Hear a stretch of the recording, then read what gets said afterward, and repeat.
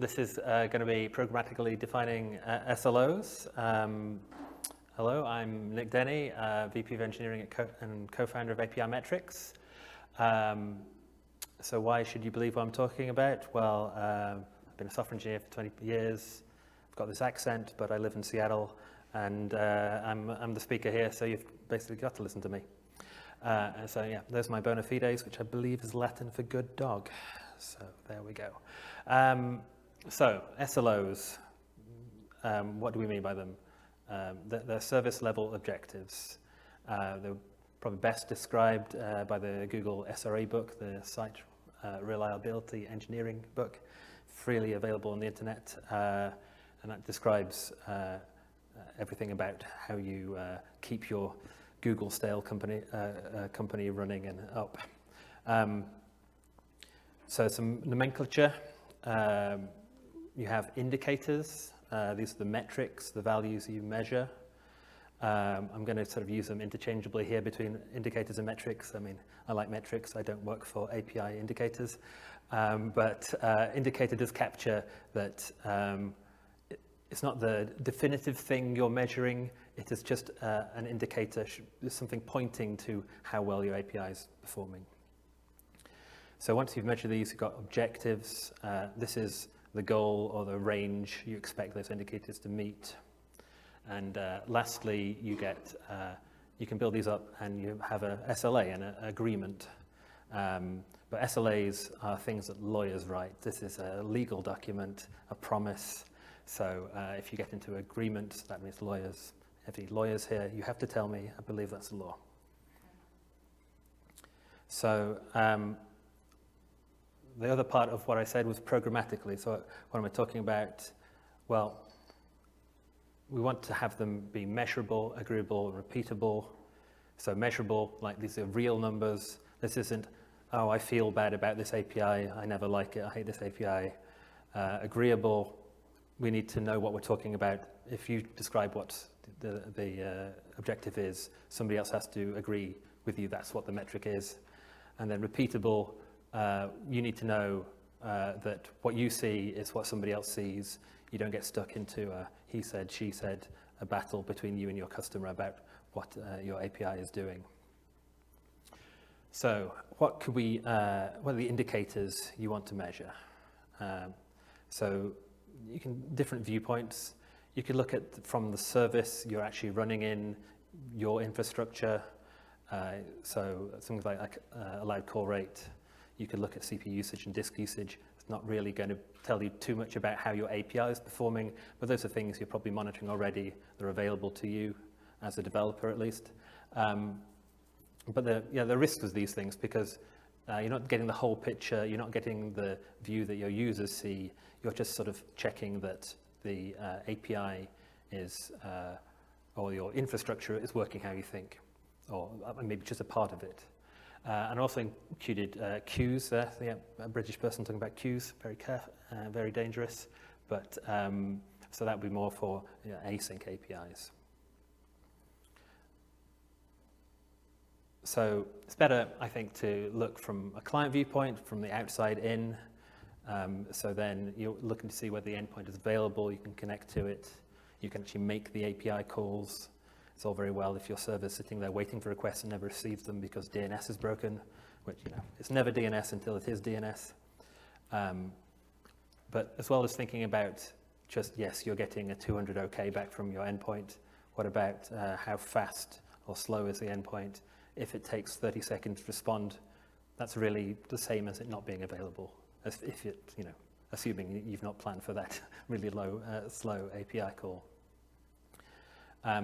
And then async APIs have different properties because you're interested. I'm interested in what you think we should be measuring with async APIs, but the two I'm suggesting here is how fast it responds to some kind of external event, or how fast you get a callback back. So that because they're async, it's not as simple as the client-server approach. So you've got these indicators. In the end, you're probably looking for something that is a percentage or a ratio or you're looking at a raw value, so pass, fail, but you have to consider what pass means. What do you meaning when you're saying pass? Is it purely 200s, or is there, are you checking for the actual content in your responses? And there are external factors, because if your auth is down, you can't call the API, but maybe you don't own the auth. So is the API, if you can't monitor it, is it really there? Is it working? Even if it's not your fault, it still could be something that is affecting your performance and your SLO. So in our company in APImetrics, when we're monitoring slow API calls, we can actually view this in two different ways. We can have a look at the raw number of what the latency on an average or is, or we could just classify all the API calls we make, which are outside some bound, are slow, and then say, oh, 5% of the calls, we don't want more than 5% of the calls to be slow. So that is changing a threshold metric into a ratio or a percentage. But in the end, the objectives, the point is you're trying to agree that your API is working and is available to users. So yes, 200 okay, but then do consider what, is it just the 200 okays, or maybe you want to say it's the failure rate, or 100% minus the failure rate is actually how your availability. You want to consider 500s, but you might want to consider connectivity errors. And then if you've got 400s, like because of complex auth scenarios, you need to consider what you want to do about them. So lots of different tweaks and things you can get there, but in the end, you get some kind of target. And what's the target look like?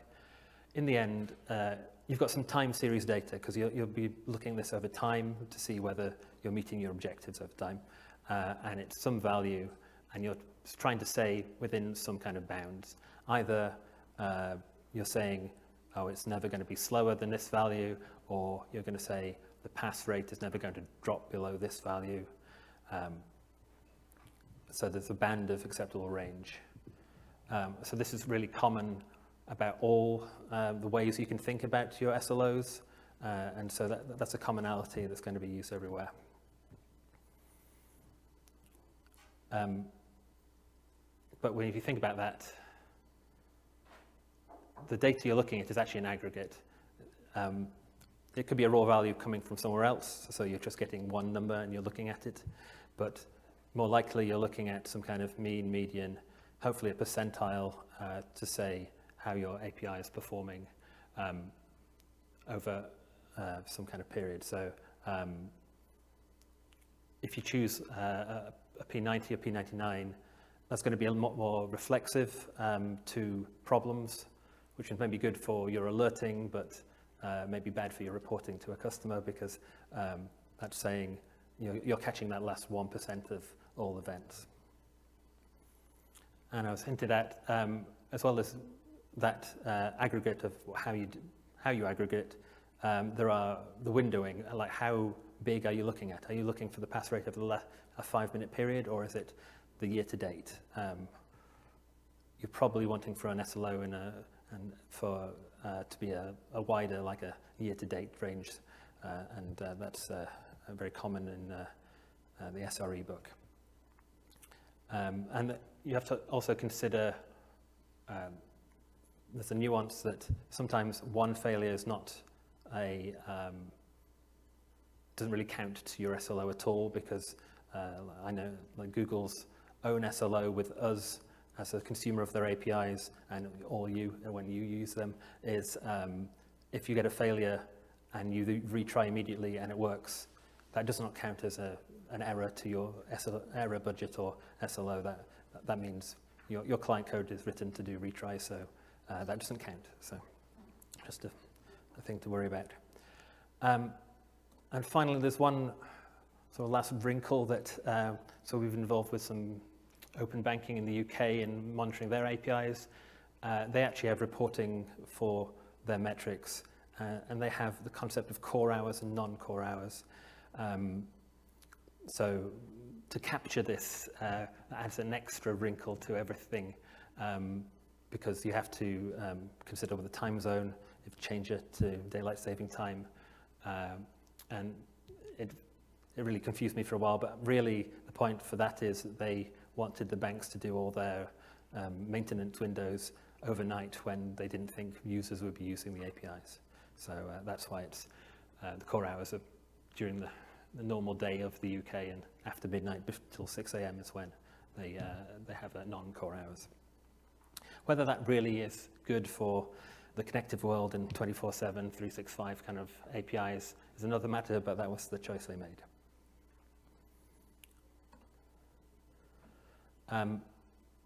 There's a couple of other points I want to look at to do with the SRE book, and the SLO budget's a key thing. Instead of using SLAs like when you first had APIs, you probably had all the infrastructure and you owned it, you knew how much traffic you were going to get, you could predict it, and then you could just agree to an SLA.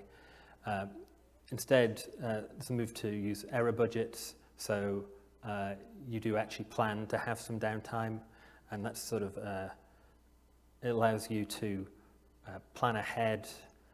If you start burning through your error budget, you can allocate additional time or developers to fix problems, and you can avoid lawyers happily.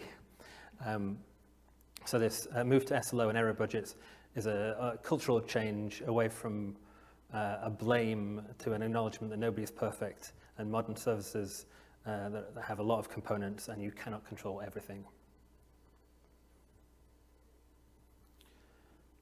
So if you have an objective, you really need to know if you're hitting it or missing it, so you need alerting. So you need to know, and the trouble with alerting is you want to know, you don't want to be told too much about an alert that you ignore it, but you also want to know, you don't want to learn too late that you've had a problem. You also need to know, if it's going to risk your error budget, you need to get up and fix it now. But if it's within your error budget, then maybe you can, don't rush out of bed, you can maybe have your coffee first. So it's important to consider that. So this is sort of everything you need to capture with when you're building a SLO. And so what I'm now going to cover are 3 different approaches for defining SLOs that exist in the wild today. And I know this is the end of the day here, and I'm sure you're all very eager to get some YAML on a presentation slide, so I made it exciting. The first one is the SLA for OAI, the SLO for OAI specification. So this is from the SLA SIG at the Open API spec work here, and so you're all welcome to join the SIG and help evolve this. This has been specifically designed for Open API as an extension, and so I won't go into everything on this slide, don't worry, just to say boxes showing there are endpoints with methods, so they're pointing to your Open API spec. And the work they've done, they've started from a smaller problem, and they've been thinking about rate limiting on your API. So this is actually sort of the reverse from a lot of the other stuff we're going to look at, because this is a restriction on the client side and not the server. So in this YAML, you have a context object, and that lets you point to your Open API spec, give some metadata about it, and then you define your metrics, and they have defined a requests metric, which is an integer, which is the number of requests you're receiving. And then you have plans. So this is interesting from the other implementations we're going to look at, because the plans, you can have multiple plans for one endpoint. So you can capture having, say, a free version of your API and then a premium model where they get to call you more often, was the use case here. And there's working code. You can actually set up a server using these definitions with the rate limiting enabled. So the plans also can capture the pricing, which is quite interesting. And the quotas, you can either have a static time window saying, oh, you can make 100 calls in a day, and that resets at midnight. Or you could have a dynamic time window, so saying, oh, 5 calls per second, so that's always a moving target. Next up, stuff that I wrote in APImetrics. So as part of APImetrics, you can define some SLOs, and we tell you whether you're meeting them in the product. So we have an API ourselves, and so I needed to model this data somehow. So this is a lot simpler approach I took, partly because a lot of these other concepts are elsewhere in the product, but it kind of captures the same idea. Here we're saying the DNS mean is going to be less than 125 milliseconds over the month. So it's readable, hopefully. It very maps to what it might be, how it is displayed in the UI. I made a choice here that we're defining what you want. So I'm saying it should be less than 125, and you're out of SLO if it's not. So there's a design choice there. And the metric, which is, or indicator, just want to sort of take a side here, because we're thinking about APIs externally, just all the different things you could have as a metric. Yes, we've got pass, and I've mentioned slow, failures, availability is basically the opposite of failures. And then downtime is an interesting one there, because actually that's not a percentage or a ratio. That is usually measured in minutes or hours. That's a time based value. And then latency objectives. So these also would be what we call thresholds. So this is when you're making an API call, not only doing a DNS lookup, but there are TCP connections, SSL handshakes, communication with the server, and so there's different ways to split up that timing information. And the last bit is the computed objectives. So these are blended metrics. We have our own CASC scoring system called CASC, Cloud API Service Consistency, which takes a lot of data and gives you a score out of 10. And then AppDex is also a popular scoring system, which is basically another ratio, but that's blending metrics, so it's not sort of raw numbers coming in. And I'll just talk on the measures there. We've looked at the mean, but much better to have medians, P95s, P99s in the future. And just for completion, these are the other things. The one thing that's different from my definition and writing these slides has made me review my own API a bit here. I chose a unit, which sort of does give some context in the UI, but and that's not how the other definitions work. So we could look at yes, the pass percentage or the as a percentage, but you could say the availability or the downtime was in seconds.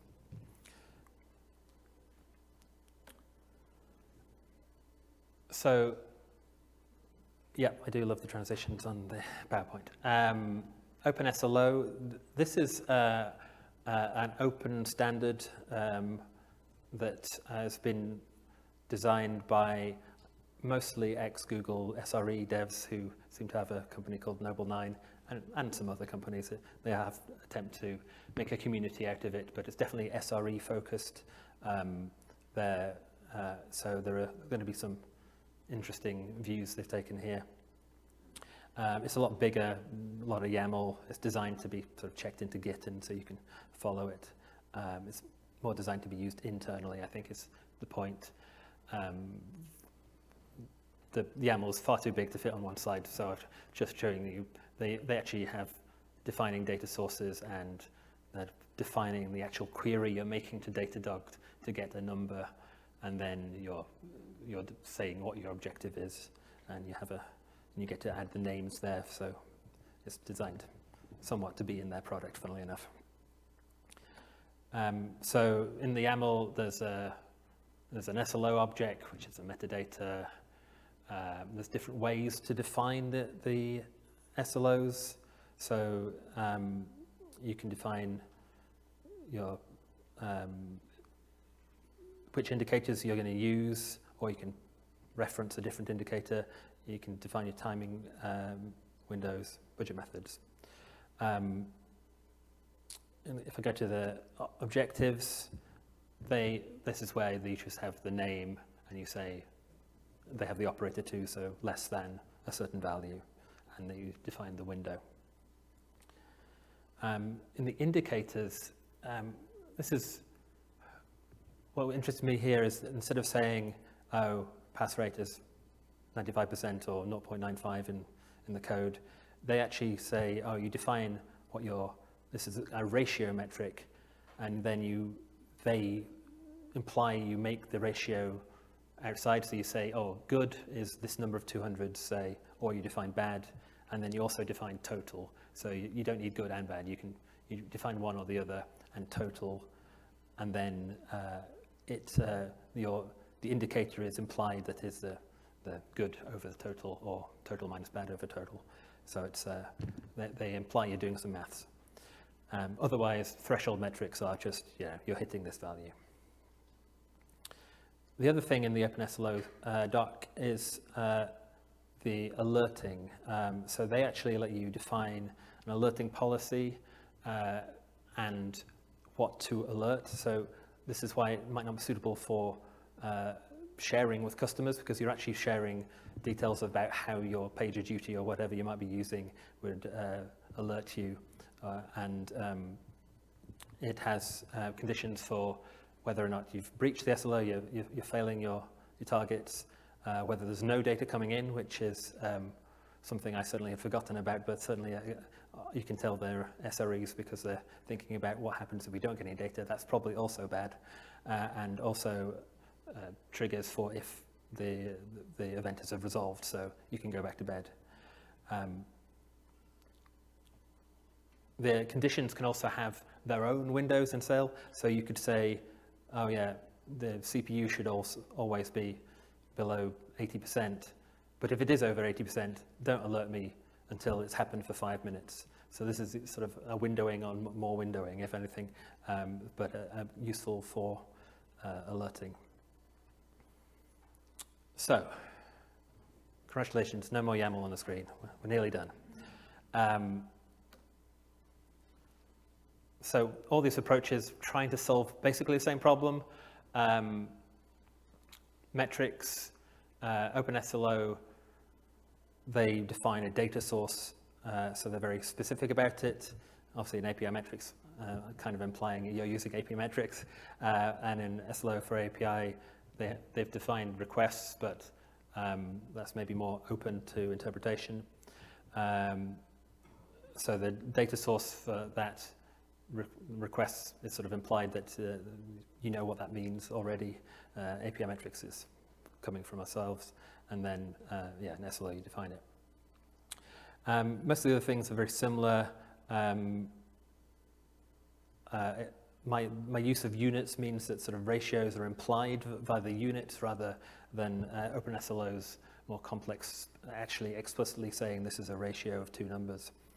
And there's all time windows, and in APImetrics we have alerting, but it's not part of that API, so it's a different question, whereas OpenSLO's gone all the way with that. So, sort of in conclusion, in the comparisons, OpenSLO is definitely most complicated, but maybe not solving the problem I was specifically looking at here. if you're wanting sharing your SLOs with consumers of your API. The SLO for OIA, yeah, it's a fun acronym to try to say. So that is part of the special interest group in part of the Open API initiative. So you can come and join us. And I was on the meeting last month, and you know, the plan is we want more feedback to know what direction to take that. So that is a call to action there. And of course, you're always very welcome to monitor your APIs with APImetrics. So thank you. You can find me on the internet and various places, and I'm welcome to take questions if you've got time.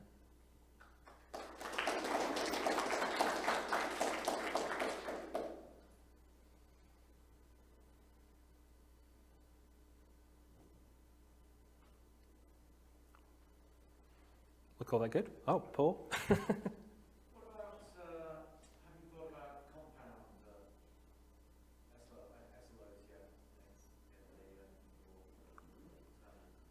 So, yeah, all the documents let you define multiple objectives.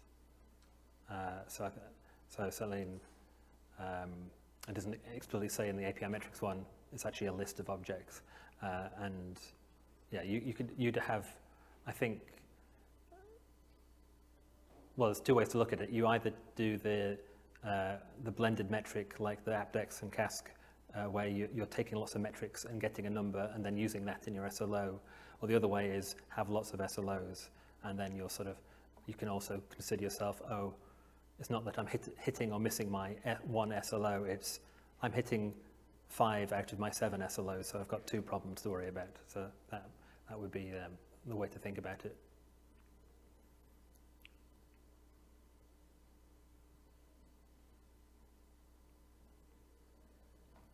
Well, if nobody else wants to ask me anything, I'll call it good.